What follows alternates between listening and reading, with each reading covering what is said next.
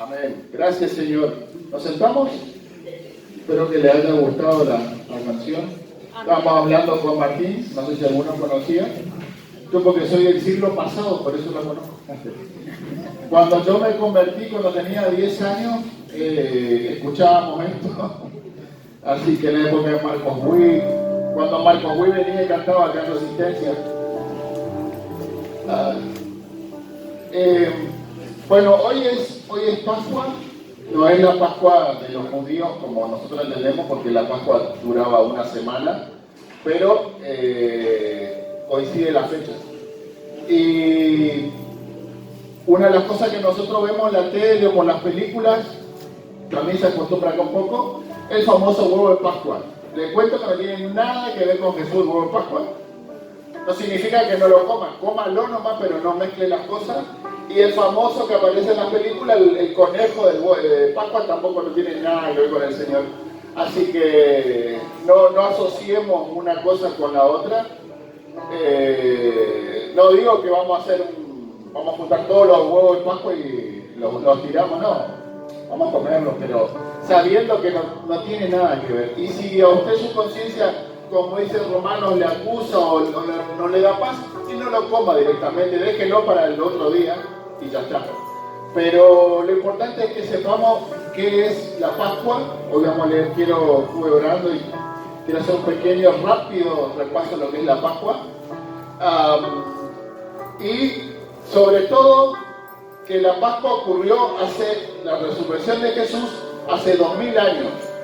Nosotros recordamos, como cuando participamos en la Santa Cena, lo que Jesús ya hizo hace 2000 años. No es que Jesús muere todos los años, porque una vez estaba compartiendo una palabra acá y dije, porque a veces uno está acostumbrado que Jesús nace el 25 de diciembre y ya muere ahora en esta fecha. Entonces como que pobre Jesús muere y resucita, y nace, muere y ahí está. No, Jesús murió y resucitó una vez y para siempre. Y Él está sentado a la diestra del Padre. Amén. Y por su victoria nosotros estamos acá. Gloria a Dios. Voy a cambiar mi lente.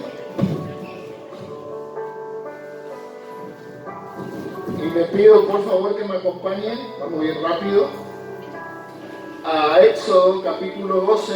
No voy a leer todo porque es largo, pero ese es el origen de la Pascua, el que está acá. Dice, habló Jehová a Moisés y a Aarón en la tierra de Egipto diciendo, este mes os será principio de meses, para vosotros será el primero de los meses del año. Éxodo 12. Si encuentra bien, si no, escuche nomás, porque es muy largo.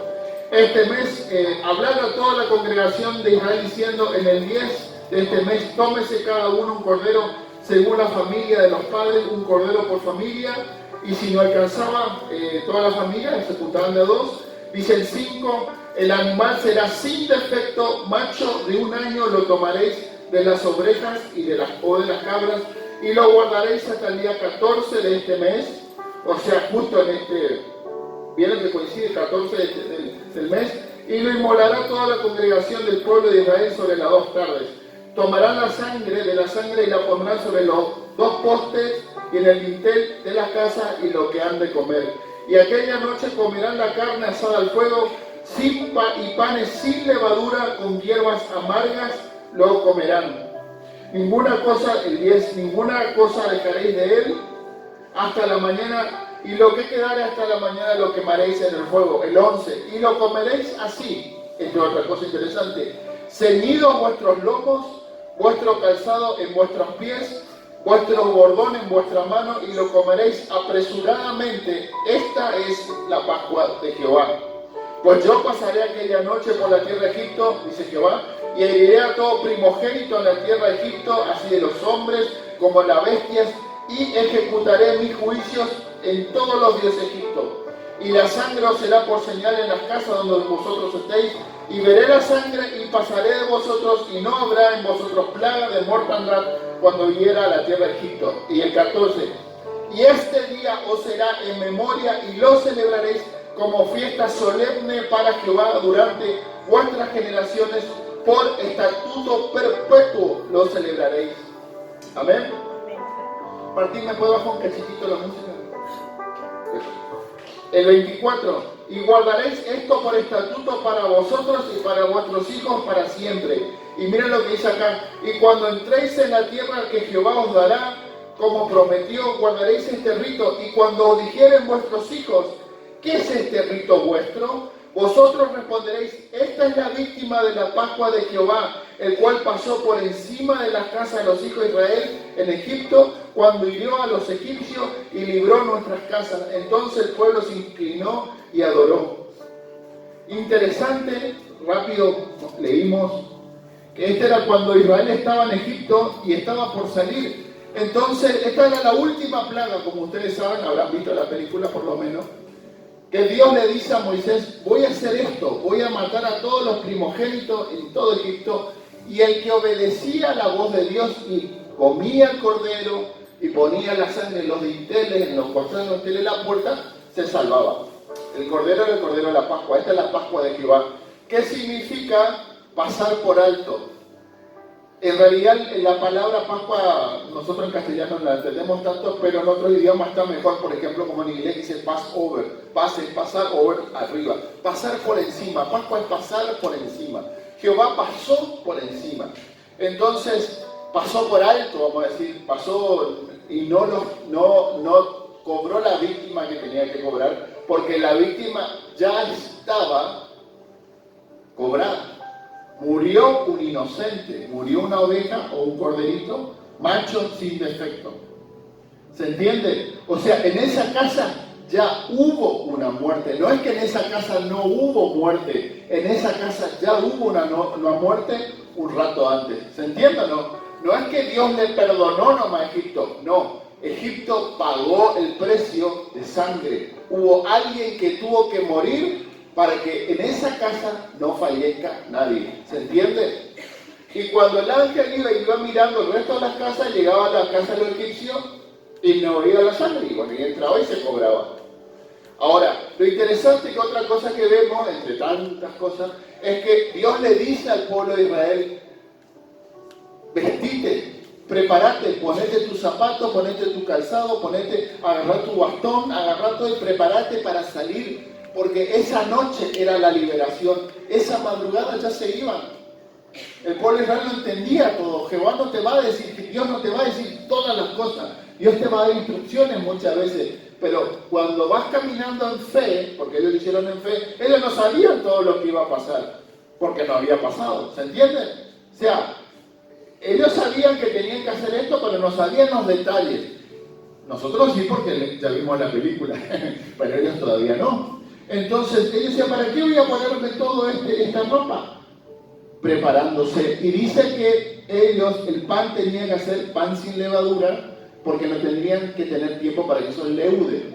Aparte tenían que llevarlo. Entonces, una vez cuando estaba en el Instituto Bíblico, una profesora nos trajo el matzá, se llama, que se puede comprar, los hebreos, los judíos tienen, viene de Israel, es kosher, o sea, es santificado. Y es como una galletita criollita, como un turrón, así, pero sin dulce, o sea, seco, y uno lo quiebra y lo come. Y eso lo comían con el cordero, que usted conoce, la ovejita, y algunas hierbas amargas, que pueden ponerle usted. Hágase una pascua en su casa, como un pedacito de cordero, una galletita criollita seca, y un poquito de alguna verdurita muy amarga, eso se usa para la pizza, y ahí uno va a tener la idea de lo que es la Pascua. Esa era la Pascua, no había huevo, no había nada, era eso. Y un poquito de vino. Después la ceremonia se fue transformando un poquito, también toman vino, buscan por toda la casa que no haya levadura, pero lo interesante es que eso era el primer día de la semana, y una semana entera duraba. La Pascua hebrea dura una semana entera, ¿sabían ustedes? No es un solo día, ellos tienen 7 días.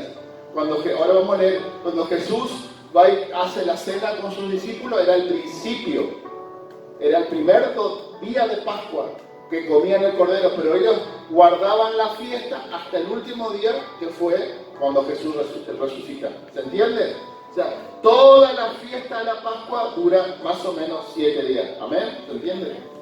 Quisiera que ahora vayamos a Isaías capítulo 54, lo vamos a mirar rápido, porque ahí está la profecía de Isaías sobre Jesús. Isaías 54, y en Ezequiel, Jeremías, Isaías 54. Tal vez algunos ya conozcan la historia, pero este es lo que dice la palabra. Dice, voy a leer rápido, Isaías 54, 13. He aquí mi siervo será prosperado y será engrandecido y exaltado y será puesto muy en alto. Cómo se asombraron de ti muchos, de tal manera fue desfigurado de los hombres su parecer y su hermosura más que los hijos de los hombres. Así asombrará él a muchas naciones y los reyes se cerrarán ante él la boca, porque verán lo que nunca les fue contado y entenderán lo que jamás habían oído. Y pregunta a Dios, ¿quién ha creído a nuestro anuncio y sobre quién se ha manifestado el brazo de Jehová? Subirá cual renuevo delante de él como raíz de tierra seca. No hay parecer en él, ni hermosura. Le veremos más inatractivo para que le deseemos. Despreciado y desechado entre los hombres, varón de dolores, experimentado en quebranto. Como escondimos de él el rostro, fue menospreciado y no lo estimamos. Ciertamente llevó nuestras enfermedades y sufrió nuestros dolores. Y nosotros le tuvimos por azotado, por herido de Dios y abatido. El 5. Mas él herido fue por nuestras rebeliones, molido por nuestros pecados. El castigo de nuestra paz fue sobre él, y por su llaga fuimos nosotros curados. Todos nosotros nos descarriamos como ovejas, cada cual se apartó por su camino. Mas Jehová cargó en él el pecado de todos nosotros. Angustiado él, afligido, no abrió su boca. Como cordero fue llevado al matadero, como oveja delante de sus trasquiladores, enmudeció y no abrió su boca. Por cáncer y por juicio fue quitado, y su generación, ¿quién la contará? Porque fue cortado de la tierra a los vivientes, y por la rebelión de mi pueblo fue herido. Y se dispuso con los impíos su sepultura, mas con los ricos fue su muerte, aunque nunca hizo maldad ni hubo engaño en su boca.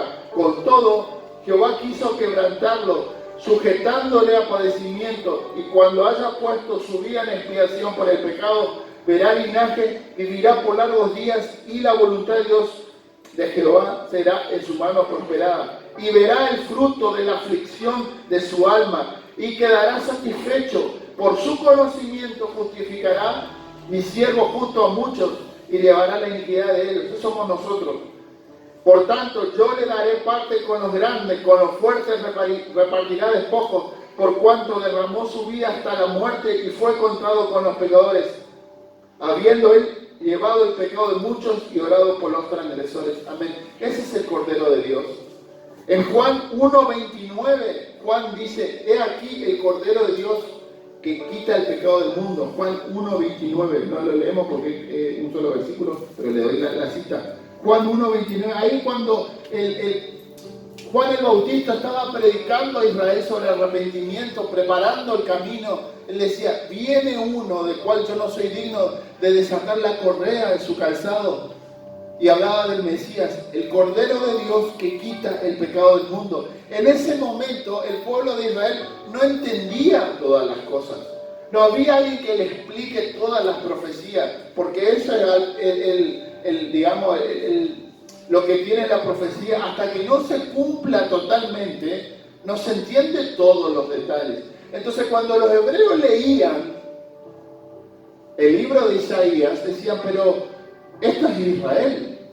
¿Se acuerdan ustedes el pasaje del etíope que va en Hechos? No sé si leyeron, que va leyendo sobre Isaías, y justo al siervo de Dios que Dios lo manda y que creo, no me acuerdo, me ayuda,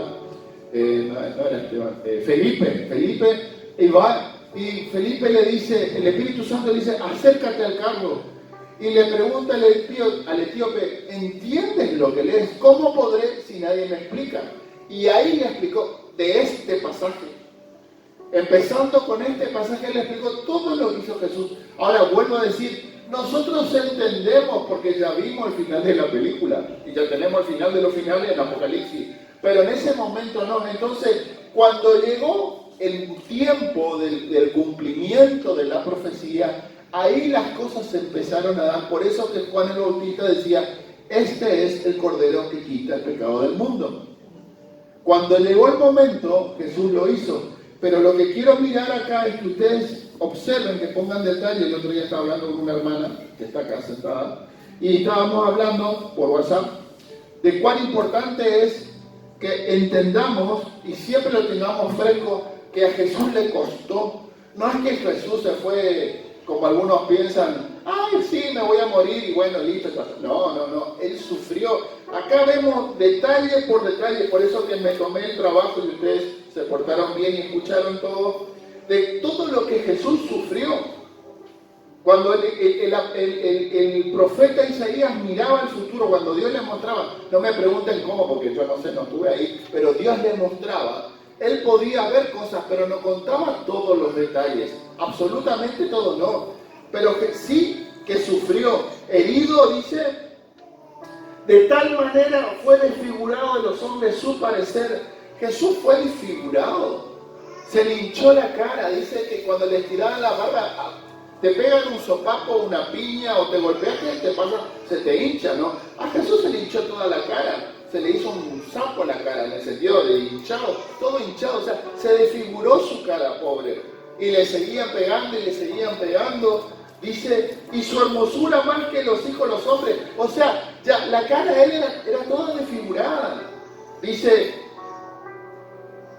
subirá, dice, como rey eterno, no hay parecer en él ni hermosura, le veremos para sí, sin atractivo parecemos, dice, despreciado, desechado entre los hombres, experimentado en quebranto, fue muy quebrantado, y aparte como están en los evangelios, la angustia que Jesús tenía, que también hablábamos de esta hermana, de que hay dos teorías, decía ella, de que realmente él sudó gotas de sangre o como gotas de sangre, pero el asunto que Jesús antes del padecimiento, antes de la pasión, él en el huerto de Getsemaní ya estaba sufriendo angustia, ya estaba sufriendo de tal manera que Dios le mandó un ángel para que lo ayude. ¿Saben por qué? Esta es una teoría mía, no digo que es así, porque Jesús le pide a sus discípulos, oren y velen conmigo, y los muchachos se durmieron.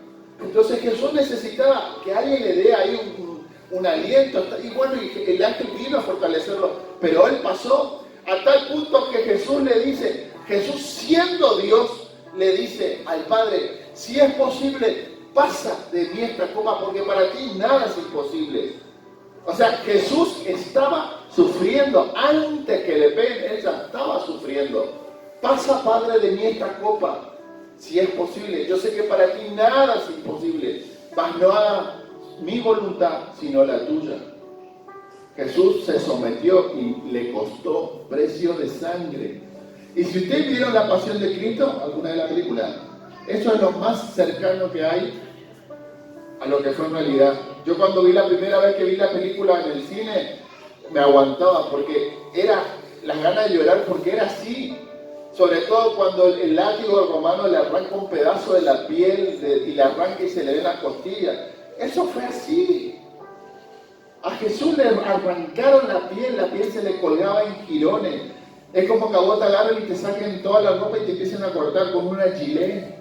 Exactamente eso. Y estaba sin comer, sin dormir. Ya le habían pegado, le habían sopapeado, le habían escupido. La saliva se le mezclaba, la saliva de los que le escupían se le mezclaba con su sangre. Eso hizo tu Señor por vos y por mí. Si nosotros estuviéramos ahí, no aguantaríamos eso, saldríamos, no aguantaríamos, no podríamos ni ver. Y eso hizo Jesús. Entonces cuando ustedes le vengan a decir, no, pero Jesús era Dios, sí era Dios, pero Jesús en ese momento, por ahí esa falsa doctrina, el Espíritu, Él salió y después volvió, mentira, sufrió. Él estaba consciente, porque cuando estaba en la cruz le ofrecieron mirra. ¿Saben para qué? Para drogarlo, para que él pierda un poco la noche, porque eso se le daba a los crucificados, para que no sufran tanto. para que se pierdan, para que se queden como dopados. Y Jesús dijo, no, la copa que he de beber no la beberé entera. Jesús necesitaba estar despierto, porque estaba velando y orando por nosotros. No sé si vieron ustedes la película Corazón Valiente, cuando a Mel Gibson lo está por matar. A William Wallace también le ofrecen, dice la reina, la princesa, te voy a dar algo para que tome. No, le dice. Y bueno, hace que toma, pero no toma. Porque él necesitaba estar consciente. Porque en ese momento de cúspide, digamos, el clímax, ¿qué pasa si en ese momento vos perdés tu noción y decís cualquier cosa? Sí, bueno, sí, me rindo. No, en ese momento tenés que estar con toda la luz prendida, porque esa es la cereza del postre. O sea que Jesús se tomó la copa hasta lo último. Él sufrió absolutamente todo lo que tenía que sufrir. Y no zafó nada. Amén, ¿se entiende? Mateo 26, 17. Y usted miren en Isaías y lean los detalles para no ser tan sangrientos, pero así fue. Y mire la película, que bastante se acerca. La película no es la Biblia, pero bastante se acerca. Mateo 26, quiero leer, si me acompañan, 17, dice: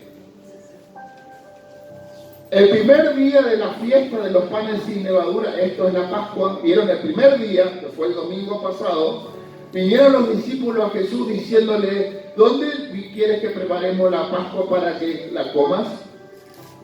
Y ahí, o sea, ¿qué le quiere decir? La Pascua comieron el primer día. Y en el versículo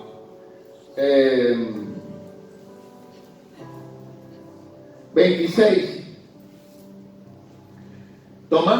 mientras comían, tomó Jesús el pan y bendijo y lo partió y dio a sus discípulos y dijo: tomad, comed, este es mi cuerpo. Y tomando la copa, habiendo dado gracias, les dio diciendo: bebed de ella todos, porque esta es mi sangre del nuevo pacto, que por muchos es derramada para remisión de los pecados.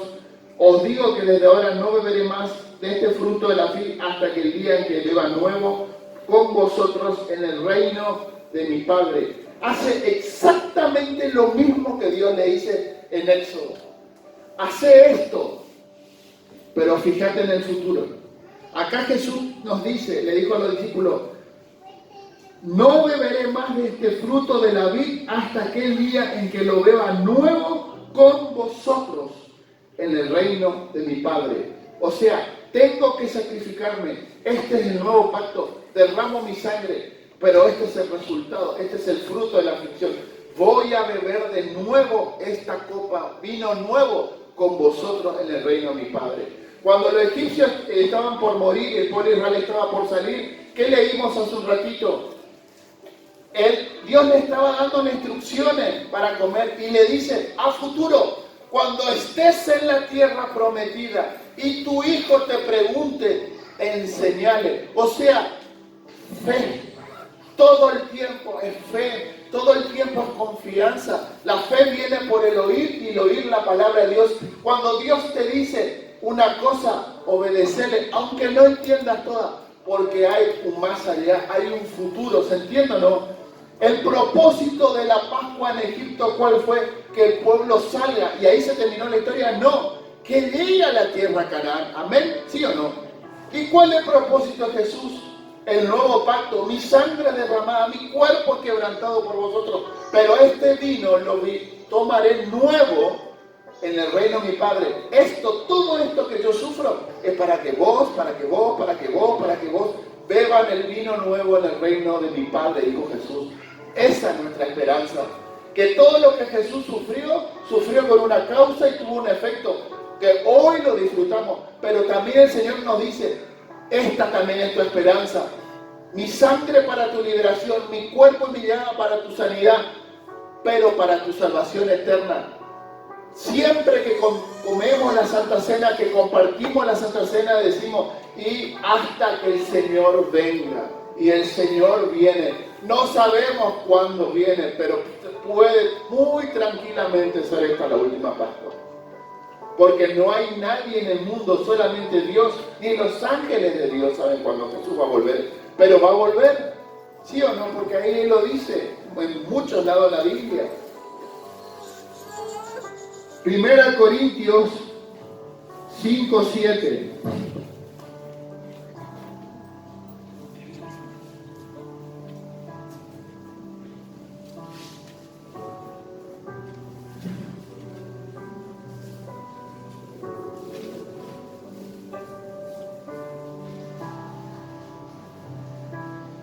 ¿Se acuerdan que una de las cosas que tenían que hacer los hebreos era no comer los panes con levadura?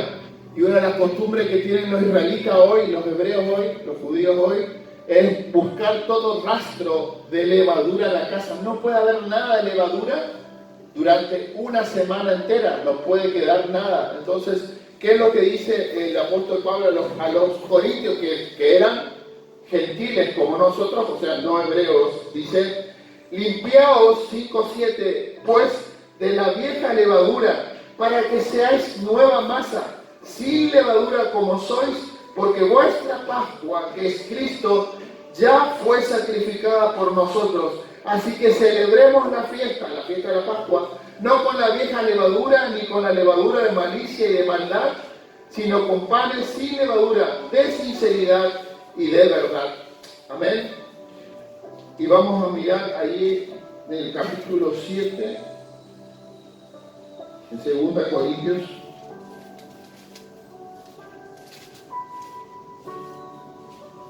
No, cuando habla de la Santa Cena,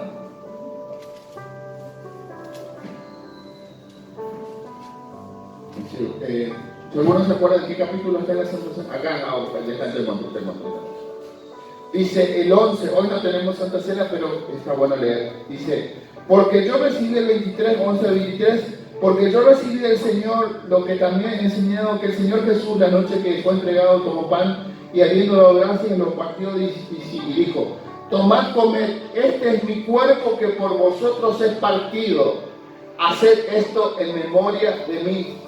Y yo, ¿se acuerda que le conté hace un ratito que cuando uno agarra el matzá, el pan que ellos tenían era crocante, por lo menos que nosotros comimos, que vino de Jerusalén, era crocante, y cuando uno lo parte, él hace crack, y uno se acuerda, dice: así lo partieron al Señor.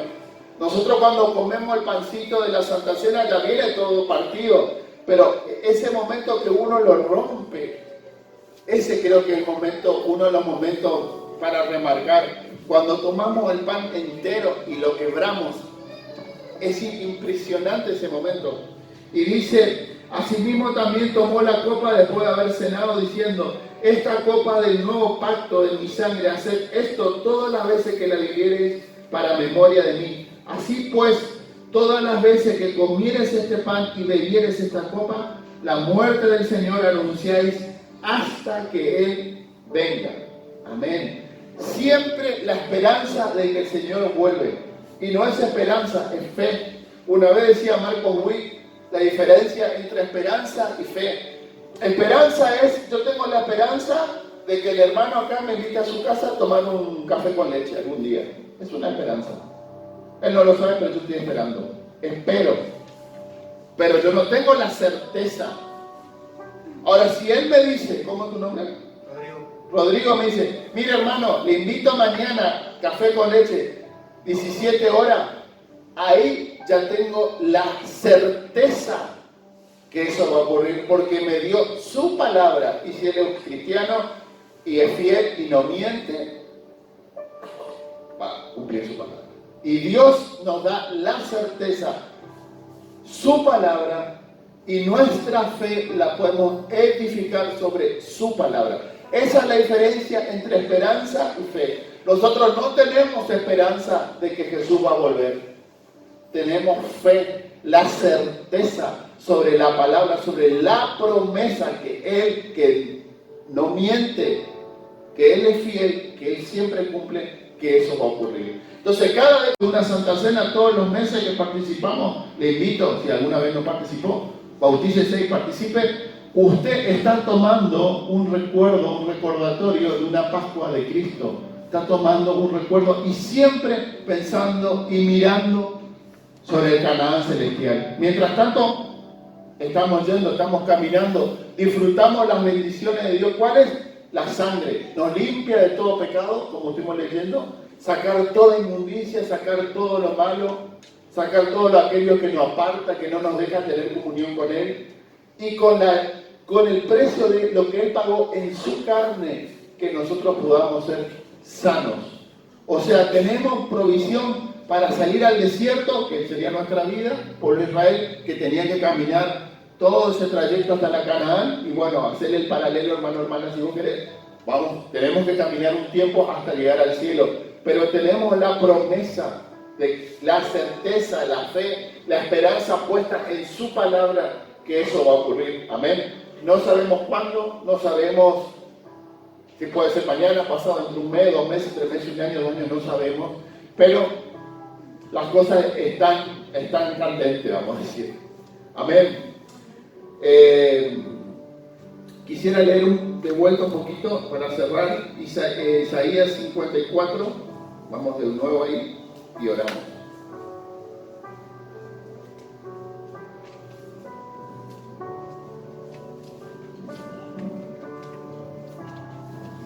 ¿Me podéis salir? Dice, y el 10, con todo eso Jehová quiso quebrantarlo, sujetándole a padecimiento, y cuando haya puesto su vida en expiación por el pecado, verá linaje, y vivirá por largos días, y la voluntad de Jehová será en su mano prosperada, y verá el fruto de la aflicción de su alma, y quedará satisfecho. Por su conocimiento justificará a mi siervo justo a muchos, y llevará la iniquidad de ellos. Esos somos nosotros. Esos somos nosotros, la iglesia. No solamente Corriente, toda la iglesia a nivel general. Todos los cristianos, los que creen en Cristo. Cuando Jesús mira desde el cielo hoy y Él ve el fruto de su trabajo, el fruto de su obra, el fruto de su sacrificio, dice la Biblia que queda satisfecho. Jesús está satisfecho de verte. Jesús cada vez que te mira dice, valió la pena. Valió la pena cada latigazo, valió la pena cada clavo, valió la pena cada escupida, cada esputo, su cara llena de esputos. Valió la pena. ¿Saben por quién? Por mí. Cuando Satanás viene y me dice, ¿sabe qué? Bla, bla, bla, bla. ¿Saben qué? Yo tengo que mirar la cruz. Digo, menos mal que Jesús sufrió todo lo que yo merecía por mí. Entonces le digo a Satanás, mira Satanás, la cuenta está pagada.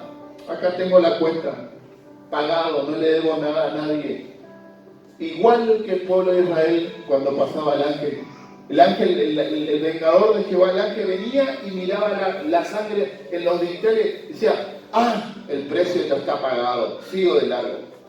Eso hizo Jesús por nosotros. Pero algo más importante que se recuerda hoy, Él resucitó. No quedó muerto, Jesús resucitó. Amén. Y dice, y verá el fruto de su aflicción de su alma y quedará satisfecho, y por su conocimiento justificará a su siervo, mi siervo justo a muchos, somos nosotros, y llevará la iniquidad de ellos. Por tanto, y ahí está otra promesa, y termino en el nombre de Jesús, yo le daré, dice Dios, parte con los grandes y con los fuertes repartirá despojo, por cuanto derramó su vida hasta la muerte y fue contado con los pecadores, habiendo llevado el pecado de muchos y orado por los transgresores. Jesús va a volver, Él va a repartir, dice, dará parte con los grandes y con los fuertes repartirá despojos. Ahí está hablando una referencia a su regreso, que dice Jesús en Apocalipsis, yo regreso y mi galardón conmigo para dar a cada uno conforme a sus obras. Cuando Jesús venga, nos va a repartir los despojos. ¿Qué es el despojo? Es lo que queda de la guerra. Lo que el victorioso le reparte a su ejército. Eso somos nosotros. Cuando venga Jesús, hermano, Jesús nos va a venir a traer, para nosotros juicio no, para el mundo sí, pero para nosotros a traer galardones. Y todo lo que nosotros servimos, todo lo que nosotros pasamos por Él, Él nos va a recompensar. Eso dice la Biblia. No voy a hablar de ese tema porque es largo.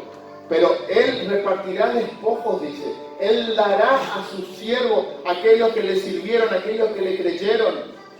Le dará bendición, le dará recompensa. Leímos el versículo: tomaré vino nuevo con ustedes en el reino de mi Padre. Nos vamos a sentar con Jesús en su mesa, en la boda del Cordero, a tomar vino nuevo con Jesús. Amén. Espero verte ahí. Y espero también estar yo. Que no quedar para afuera.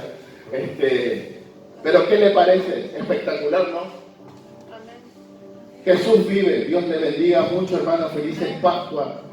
Camine con esa certeza, camine con esa seguridad. Hay un versículo que dice Jesús, cuando ya cerré la Biblia, por ejemplo, cuando dice Jesús, cuando todos los discípulos estaban en aflicción, dice: ahora ustedes están en aflicción, pero después nadie le quitará el gozo.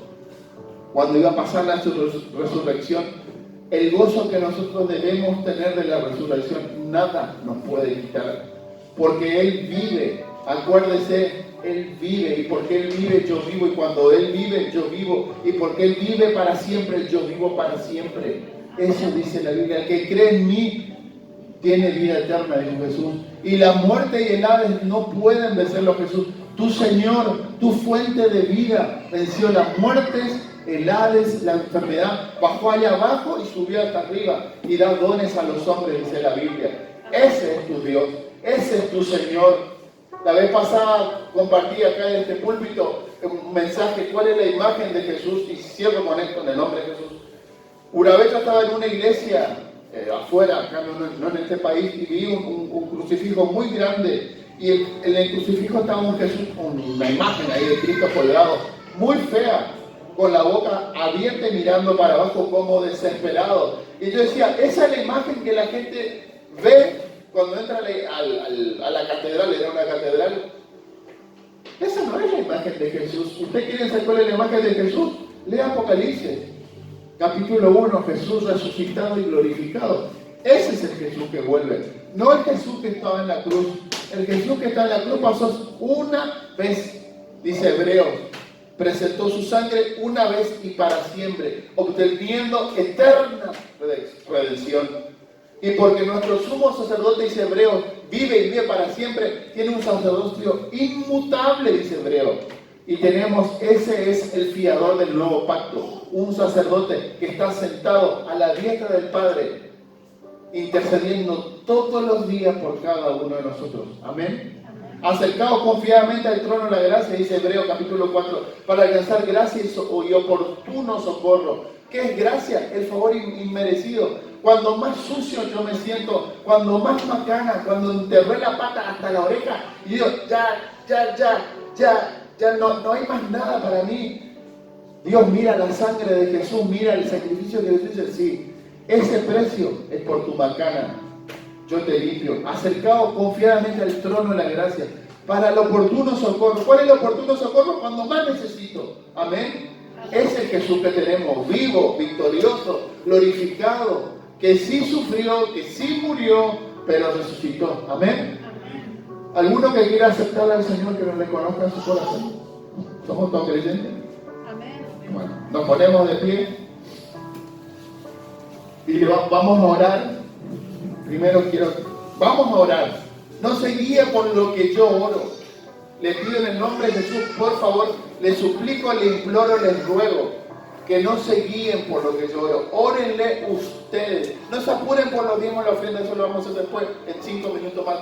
Pero me gustaría mucho, a Dios le gustaría mucho, porque Él se goza. Él dice, leímos el versículo, que Él dice que Él está satisfecho con el fruto de su aflicción. Esta mañana, hermano, agradézcale a Dios de corazón. Si hay algo que yo tengo que hacer por ustedes, es tomarle la mano y subirla al cielo y decirle: Padre, escuchar la oración, la gratitud de tu hijo, escuchar la gratitud de tu hija.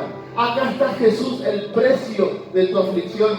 Después de 2000 años todavía nosotros te creemos. Después de 2000 años todavía te estamos esperando. Gracias, Jesús, por lo que hiciste en la cruz del Calvario. Gracias por cada escupida que recibiste por mí. Gracias por cada cachetazo que recibiste por mí. Gracias porque cada vez que tu gota de tu sangre caía en la tierra, era por mi inmundicia, por mi pecado, y porque te estabas pagando el precio para que yo esté sentado contigo en el cielo, tomando vino nuevo. Vamos a agradecerle al Señor.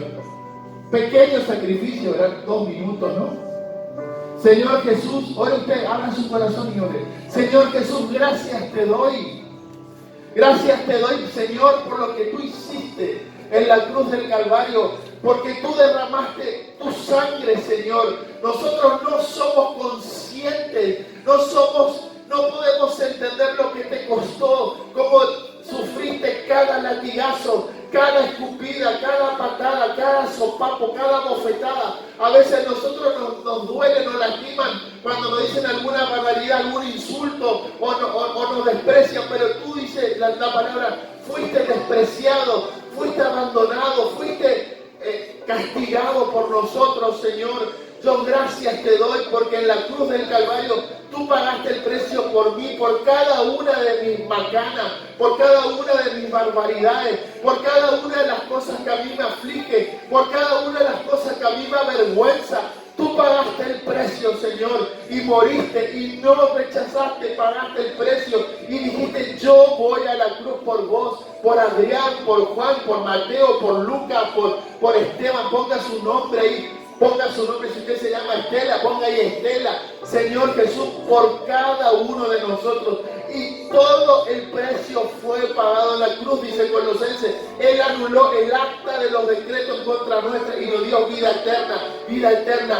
Y te fuiste a la tumba, Jesús, pero el tercer día resucitaste y hoy vives y reinas y estás sentado a la diestra del Padre intercediendo por mí y esperando que todos tus enemigos sean puestos por estrado en tus pies, y estás esperando que en cualquier momento mi Padre te diga, hijo, anda y busca a tu novia para tomar vino nuevo en la presencia mía. Y estamos esperando ese día, Señor, en que tú vengas a buscar a tu novia que se ha preparado, que ha limpiado su vestido, que su vestido no tiene mancha ni arruga, porque han lavado, dice la Biblia en Apocalipsis, sus ropas en la sangre del Cordero. Señor, yo te pido que esta mañana podamos agradecerte, glorificarte, bendecirte por lo que tú has hecho hace más de 2000 años atrás. Que podamos, Señor, nosotros acercarnos al trono de la gracia y lavar nuestras ropas en tu sangre, ser limpios, ser puros y por tu llaga ser sanos, Padre, en el nombre de Jesús. Gracias, Señor. Yo tomo la sanidad en el nombre de Jesús para mi cuerpo y para el cuerpo de cada uno de mis hermanos y de mis hermanas. Que sean limpios, Señor, que sean sanos, que sean libres de toda cadena, que puedan disfrutar la vida de resurrección, la que tú has pagado por ellos, Señor, y que no escuchemos más la voz del diablo cuando nos dice que somos indignos, porque tú, Señor Jesús, nos haces dignos de ser hijos tuyos, lavados y comprados con tu sangre, reyes y sacerdotes, dice tu palabra. Gracias, Señor, mi alma te alaba, te glorifica y te bendice. Amén, amén y amén. Martín, ¿podés poner esa canción que estuvimos escuchando? Y cuando usted cante esta canción, o si no canta esta canción, piense, y en algún momento que usted sienta su corazón, pase de la ofrenda, pero no se apure. Disfrute el milagro y la victoria de Cristo. Porque tus calles entre los muertos han querido.